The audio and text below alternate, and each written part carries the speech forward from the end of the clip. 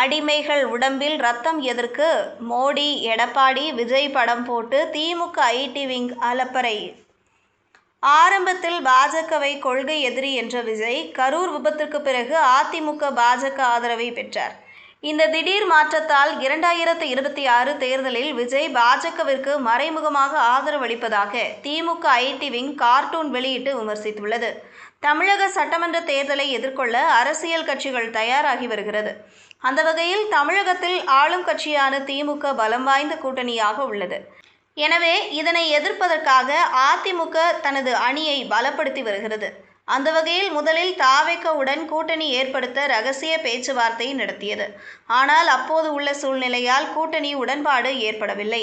இதனையடுத்து பாஜகவுடன் அதிமுக கூட்டணியை உறுதி செய்தது. இந்த சூழ்நிலையில்தான் தமிழகம் முழுவதும் மக்களை சந்திக்கும் வகையில் பிரச்சாரத்தை தொடங்கிய விஜய், அரசியல் எதிரி திமுக எனவும், கொள்கை எதிரி பாஜக என கடுமையாக விமர்சனம் செய்தார். அதிமுகவை பாஜகவிடம் அடகு வைத்து விட்டதாகவும் விஜய் விமர்சித்தார். இந்த நிலையில்தான் கரூரில் விஜய் கலந்து கொண்ட பிரச்சார கூட்டத்தில் நெரிசலில் சிக்கி 41 பேர் உயிரிழந்தனர்.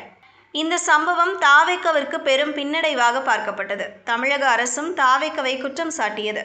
பல மணி நேரமாக விஜய் காலதாமதமாக வந்ததே விபத்திற்கு காரணம் என கூறப்பட்டது.